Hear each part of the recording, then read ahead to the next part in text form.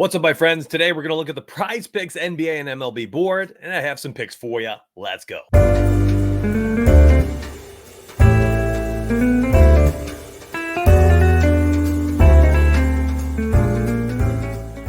Prizepicks has this popular tab. It's going to be fun to look at these daily going forward, MLB and NBA, trying to figure out what is worth betting on based on what the public opinion is, because I think a lot of unders are great in some of these spots, and then some of them are worth taking. So I'm going to help you out with those.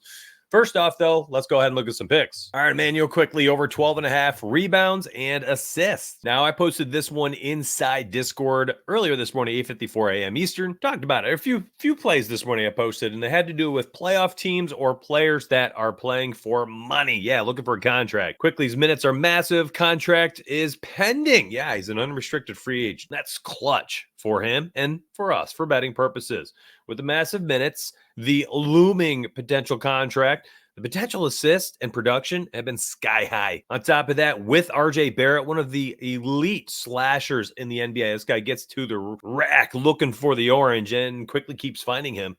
You've seen Barrett score 22, 23 plus points, and you're seeing tons of assists and rebounds from Quickly, 18, 14, 27, 9, 20, 20 over the last two games with RJ Barrett back, scoring 23 plus in both. I'm taking the over. It's available on virtually every single DFS app, and of course on sportsbooks, minus 115 on DK. Real fast, I got to give a shout out to my man Fire, and here's why. Inside Discord, he is literally on fire on a 16-1 run. This is just crazy. And he's cashed 5 straight days of an NRFI, a Nerfy ladder.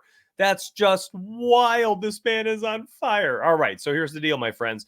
16-1. Then you got guys like J-Step going bonkers yesterday, crushing all 3 taco pairings he made. When Dinger Tuesday, he had 2 of his 3 picks hit home runs.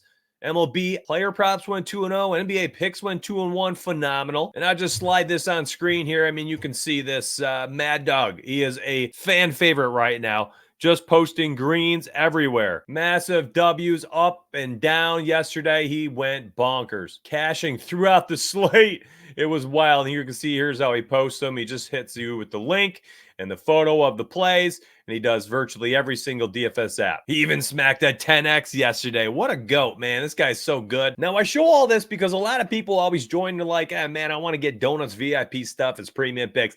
But don't get it twisted. Once you sign up for me, that's phenomenal. I get it. $14.99. It's a very cheap price point to join up. But when you get in, don't ignore, don't fade my team. They're all being paid to be there for a reason. They're very good at what they do. So get your value, all right? You're not just joining just for me. Listen, I'm the cherry on top. There's 15 plus channels, betting models for games, 10,000 simulation models. Everything's in there that you might want or need. Get it. Sign up down below and then get in Discord and use those channels. All right. Don't just go in with horse blinders and be like, donuts, only donuts. No. You're getting a lot for what you're getting access to, my friends. All right, let's move on. Let's look at prize picks. Let's look at underdogs. Look at some of these other sites, talk sports books. But I just wanted to take a minute to show you all that because it matters. It's $14.99 and my team is very good. They deserve a shout out. And listen, you want transparency. It shouldn't just be me. It should be what the product is. The product's freaking ridiculous. All right, let's take a peek at the popular tab, my friends. Some interesting spots today. I'm going to have to think about this one a little bit for Luka. We need to speak about it. So definitely a guy we've been fading on second legs of back-to-back. We've been taking under on this full game PRA, but we're at the end of the season. We got 3 games left. Dallas, they have a current 1-game separation from moving into the top 4 seeds. It's going to be tough, though. It's going to be tough. You can see the Western Conference standings. They're 2 games back, actually, from the Clippers.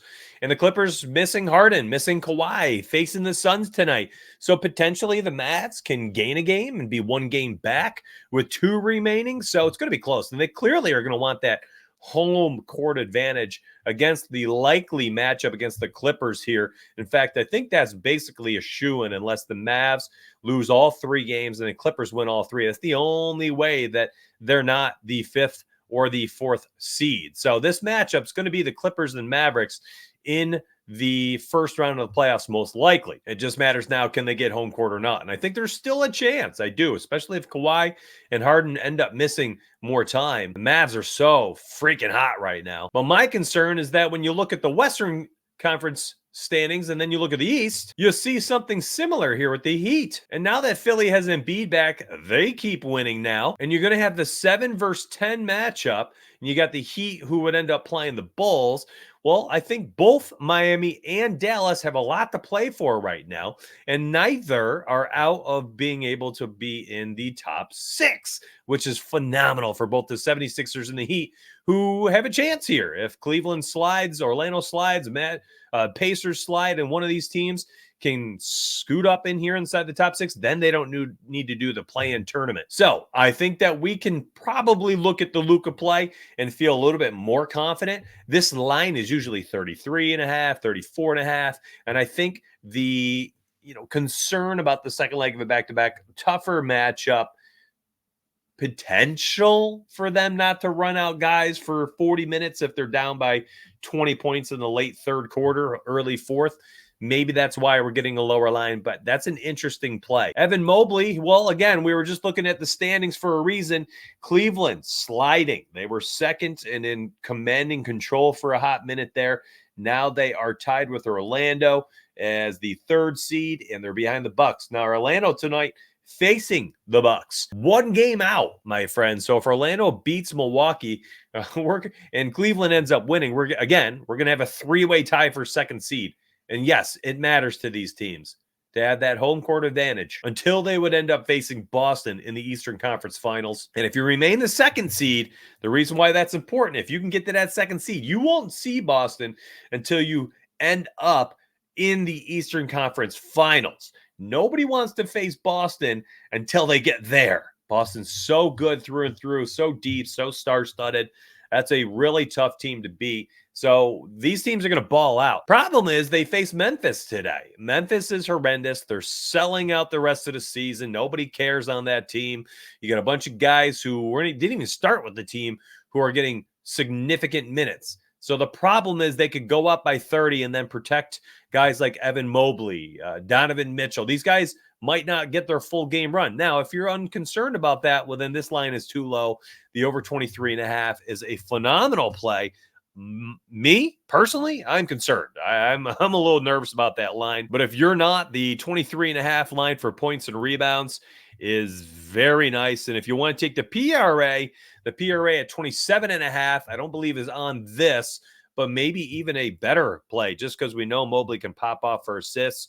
The rebounds are downright. Similarly, if you want to go Max Strus over 7.5, again, it has everything to do with, do you believe that these guys are going to get their full run? If so, then that's an interesting play. Cam Thomas here, maybe this is going to be an interesting play, right? Because it's heavily juiced to the under right now. He only averages 4 rebounds per game, even when playing 30-plus minutes. Now, he's played 30-plus minutes in all but 1 game for like the last 20 games. So you are going to get a higher minutes total. I think the problem, honestly, is the fact that Toronto and Brooklyn could just throw up a bunch of bricks tonight, in which case you get a bunch of 3-point shots, some longer rebounds for the guards and wings.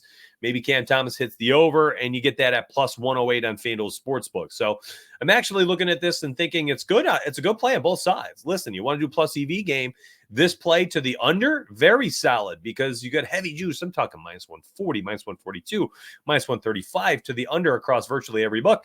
And then on the flip side, you can get plus odds on sportsbooks. So you could go plus odds on sportsbooks. And if you're stuck and you only have Prizepicks, these DFS apps, the under 4.5 is a very nice plus EV play to the under. So go with what makes the most sense for you based on what you have access to. Look at this. You can see one of my favorite plays today, which I already talked about quickly, is already on the popular tab now. So I did post it in Discord, and what was that, 40 minutes ago or just about. So you're going to start to see this number go up as my Discord starts to hammer the over 12.5 and finds pairings. I think guys like Brandon Miller are in a good spot here to close out the season. Atlanta does need to win if they do not want to face the 76ers as the play-in 10th seed versus the number 7 Sixers seed. You're going to see the youngins like Brandon Miller for Charlotte just start heaving the orange, and the matchup against Atlanta, it's not scary. It's a fast-paced game. Should be an interesting one. For me personally, I guess I have a hard time betting on these teams that are just in irrelevant spots. That being said, he's averaging 16 field goal attempts, 36 minutes per game over the last 10 games. SGA 27.5. Wow. I like this a lot. I really do. Problem, potentially is going to be like a blowout factor, right? You might be a little nervous about the blowout today, but I'm not. I like this a lot. All the sports books have this at 28.5. This, my friends, is a very, very nice value in my opinion. I mentioned this earlier to my Discord as well. Listen, he scored 28 plus all 3 times, scored 50% higher field goal rate all 3 games against the Spurs, who are terrible in the paint and terrible within 5 feet, give up the most field goal attempts per game within that range. And SGA is an artist. He's another Dwayne Wade type player where he's just an artist with the orange, creating the angles for his shot. You'll see him get the ball, within 5 to 9 feet and just creates for himself. And he's going to be a problem for San Antonio. Came back looking healthy last night, scoring 40. So I expect him to go out there. They need to keep winning. They have a chance at still getting the #1 seed. Minnesota and Denver are facing each other tonight. They're 1 game back from them. I don't know if it just got removed. That's interesting. But they're 1 game back from Minnesota and Denver, who are facing each other. So they have a chance here to move within 1 game of just one of those teams. And they have a chance here if they can win out all 3 games. And then one of the teams ahead of them not only loses tonight, but then the winner ends up losing another game. They have a chance to take the #1 seed, home court advantage to the playoffs. You do not want to go into Denver in the playoffs, not for a game 7. No way. So give me SGA over 27.5 points tonight, 28.5 on sportsbooks. Just as good because you're getting -105 odds right now in DK. Donovan Mitchell, 4.5 assists. Again, this is another player out there in Cleveland. I'm just concerned they feel very trappy. A trap, everything's a trap. Because if they go up by 30 at halftime, I think a lot of unders hit out there in Cleveland. So be careful with that one. Listen, I'm going to get this video out on YouTube now. I want people to make sure they have time to make some money, put together some pairings, and do what they can with this info. But I need your help here. So I've been making these videos. I took a week-long hiatus. I had family stuff going on, kids' vacation, things like that. So I'm back. My videos will be daily again, but I need your help. Get the word out there. Like the video for me. Subscribe to the channel if you're going to be here for the rest of the summer for all my MLB videos. And, of course, the Optimizer returns soon, in which case you'll see that on my morning videos as well. You're going to want to stay tuned for those. Those were fan favorites. They were getting 5,000 to 6,000 views per day. And, of course, things are different now. But I need your help. Help this channel grow. It's all free content. And again, if you want access to all the goodies, $14.99 down below, my friends. I'll see you on the inside. Have yourselves a good day and get paid.